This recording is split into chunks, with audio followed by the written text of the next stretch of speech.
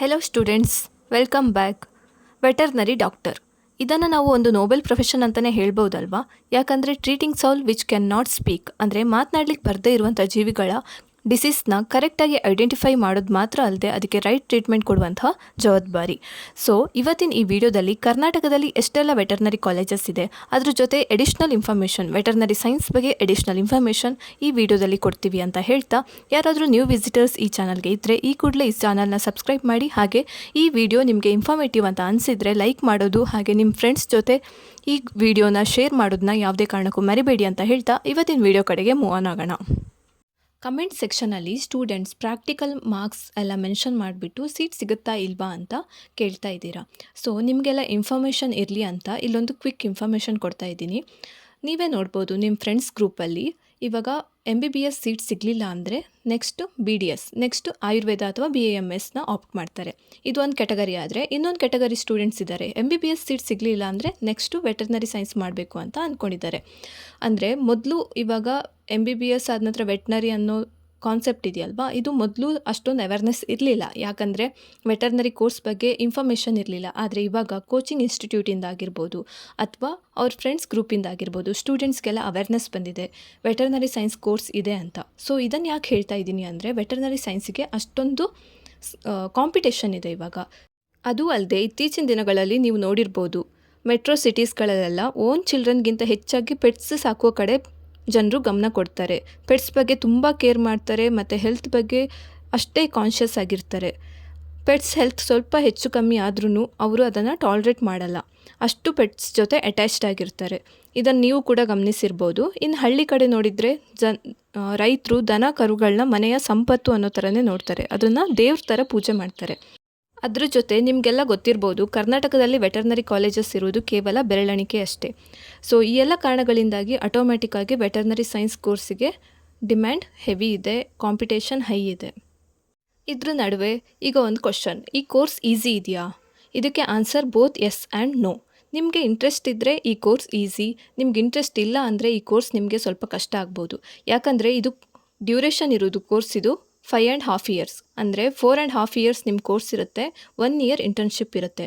So 5.5 year dedication, hard work, ಶ್ರದ್ಧೆ ಎಲ್ಲನೂ ಈ ಕೋರ್ಸ್ ಎಕ್ಸ್ಪೆಕ್ಟ್ ಮಾಡುತ್ತೆ ನೀವು ಒಂದು ಒಳ್ಳೆ ವೆಟರ್ನರಿ ಡಾಕ್ಟರ್ ಆಗಿ ಹೊರ ಬರಬೇಕಂತಾದರೆ.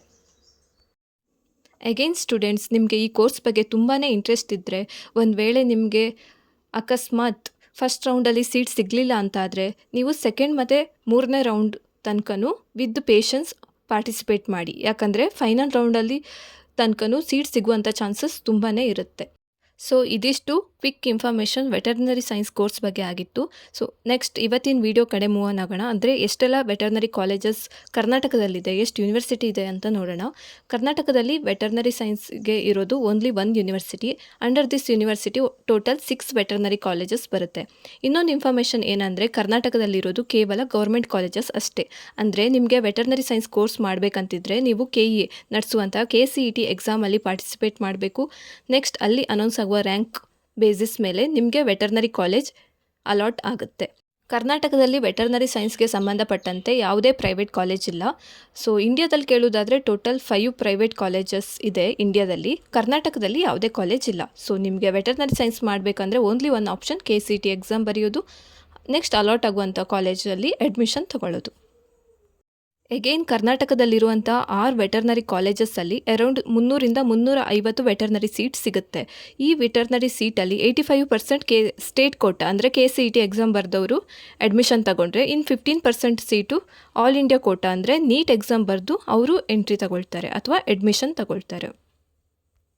ಕರ್ನಾಟಕದ ಬೀದರ್ನಲ್ಲಿರುವಂತಹ ಏಕೈಕ veterinary university under different veterinary colleges, dairy science colleges, ಅದ್ರ ಜೊತೆ ಫಿಶರೀಸ್ ಕಾಲೇಜ್ ಕೂಡ ಬರುತ್ತೆ. ಮಂಗಳೂರಲ್ಲಿರುವಂತಹ ಫಿಶರೀಸ್ ಕಾಲೇಜ್ ಬಗ್ಗೆ ನೀವು ಕೇಳಿರ್ಬೋದು. ಸೊ ಇದು ಕೂಡ ಕರ್ನಾಟಕದಲ್ಲಿರುವಂತಹ ಏಕೈಕ ಫಿಶರೀಸ್ ಕಾಲೇಜ್. ಈ ಫಿಶರೀಸ್ ಕಾಲೇಜ್ ಕೂಡ ಈ ಯೂನಿವರ್ಸಿಟಿ ಅಂಡರ್ ಬರುತ್ತೆ. ಅಂದರೆ ಬೀದರಲ್ಲಿರುವಂತಹ Karnataka veterinary animal husbandry and fisheries university ಅಂಡರೇ ಬರುತ್ತೆ. ಈಗ ಫಸ್ಟ್ ಕಾಲೇಜ್ ನೋಡೋದಾದರೆ ವೆಟರ್ನರಿ ಕಾಲೇಜ್ ನಂದಿನಗರ್ ಬೀದರ್. ಈ ಕಾಲೇಜ್ ಮೇನ್ ಕ್ಯಾಂಪಸ್ಸಲ್ಲೇ ಬರುತ್ತೆ, ಬೀದರಲ್ಲಿ ಬರುತ್ತೆ. ನಂದಿನಗರ ಅನ್ನೋದು ಎಕ್ಸಾಕ್ಟ್ ಲೊಕೇಶನ್. ಸೆಕೆಂಡ್ ನೋಡೋದಾದರೆ ವೆಟರ್ನರಿ ಕಾಲೇಜ್ ಬ್ಯಾಂಗ್ಳೂರ್. ಎಕ್ಸಾಕ್ಟಾಗಿ ಎಲ್ಲಿ ಬರುತ್ತೆ ಅಂತ ಕೇಳಿದರೆ ಇದು ಹೆಬ್ಬಾಳ ಬೆಂಗಳೂರಲ್ಲಿ ಬರುತ್ತೆ. ಸೊ ಕರ್ನಾಟಕದಲ್ಲಿ one of the top college ಅಂತಲೇ ಹೇಳ್ಬೋದು. ಈ ಬೆಂಗಳೂರಲ್ಲಿ ಹೆಬ್ಬಾಳ್ ಲೊಕೇಶನಲ್ಲಿರುವಂತಹ ವೆಟರ್ನರಿ ಕಾಲೇಜ್. 3ನೇ ಕಾಲೇಜ್ ನೋಡೋದಾದರೆ veterinary college Hassan. Next veterinary college Shivamogga. ಈ ಕಾಲೇಜ್ನ ಕರ್ನಾಟಕದಲ್ಲಿರುವಂತಹ ಟಾಪ್ ಸೆಕೆಂಡ್ ವೆಟರ್ನರಿ ಕಾಲೇಜ್ ಅಂತಲೇ ಹೇಳ್ಬೋದು. ಸೊ ಈ ಕಾಲೇಜ್ ಕೂಡ ಅಗ್ರಿಕಲ್ಚರ್ ಕಾಲೇಜ್ ಇದೆಯಲ್ವಾ ಶಿವಮೊಗ್ಗದಲ್ಲಿ, ಅದರ ಹತ್ರನೇ ಇದೆ. ಸೊ ಇದು one of the best college ಅಂತಲೇ ಹೇಳ್ಬೋದು. ನೆಕ್ಸ್ಟ್ ಕರ್ನಾಟಕದಲ್ಲಿ 5th ವೆಟರ್ನರಿ ಕಾಲೇಜ್ ಯಾವುದಂದರೆ veterinary college Gadag. Next veterinary college Athani ಬರುತ್ತೆ, ಅಂದರೆ ಶ್ರೀ ಬಹುರಾವ್ ದೇಶಪಾಂಡೆ ವೆಟರ್ನರಿ ಕಾಲೇಜ್ ಅಥಣಿ. ಇದು ಬೆಳಗಾವಿ ಡಿಸ್ಟ್ರಿಕ್ಟ್ ಅಂಡರ್ ಬರುತ್ತೆ. ಈ ಕಾಲೇಜ್ ರೀಸೆಂಟಾಗಿ ಎಸ್ಟಾಬ್ಲಿಷ್ ಆಗಿದೆ, ಅಂದರೆ 2023 ಎಸ್ಟಾಬ್ಲಿಷ್ ಆಗಿದೆ. ಮತ್ತು ಇದು ರೂರಲ್ ಏರಿಯಾದಲ್ಲಿರುವಂತಹ ಏಕೈಕ ವೆಟರ್ನರಿ ಕಾಲೇಜ್. ಸೊ ಇದಿಷ್ಟು ವೆಟರ್ನರಿ ಕಾಲೇಜ್, ಅಂದರೆ 6 ವೆಟರ್ನರಿ ಕಾಲೇಜ್ ಕರ್ನಾಟಕದಲ್ಲಿರುವಂತಹ ವೆಟರ್ನರಿ ಯೂನಿವರ್ಸಿಟಿ ಬೀದರ್ ಅಂಡರ್ ಬರುತ್ತೆ. ಇದಿಷ್ಟು ಕರ್ನಾಟಕದಲ್ಲಿರುವಂತಹ ವೆಟರ್ನರಿ ಕಾಲೇಜಸ್ ಬಗೆಗಿನ ಮಾಹಿತಿ. ನಿಮಗೆ ಈ ವಿಡಿಯೋ ಇನ್ಫಾರ್ಮೇಟಿವ್ ಅಂತ ಅನಿಸಿದರೆ ಈ ವಿಡಿಯೋ ಲೈಕ್ ಮಾಡಿ, ಹಾಗೆ ನಿಮ್ಮ ಫ್ರೆಂಡ್ಸ್ ಗ್ರೂಪಲ್ಲೂ ಶೇರ್ ಮಾಡಿ ಅಂತ ಹೇಳ್ತಾ, ಇನ್ನು ಅಗ್ರಿಕಲ್ಚರ್ ಕಾಲೇಜಸ್ ಬಗ್ಗೆ ಅರ್ಲಿಯರ್ ವಿಡಿಯೋದಲ್ಲಿ ಇನ್ಫಾರ್ಮೇಷನ್ ಕೊಟ್ಟಿದ್ದೀವಿ. ಯಾರಾದರೂ ನೋಡಿಲ್ಲ ಅಂದರೆ ಆ ವಿಡಿಯೋ ಕೂಡ ವಿಸಿಟ್ ಮಾಡ್ಬೋದು ಅಂತ ಹೇಳ್ತಾ ಈ ವಿಡಿಯೋನ ಇಲ್ಲಿಗೆ ಎಂಡ್ ಮಾಡ್ತಾ ಇದ್ದೀವಿ. Thank you for watching. Thank you one and all.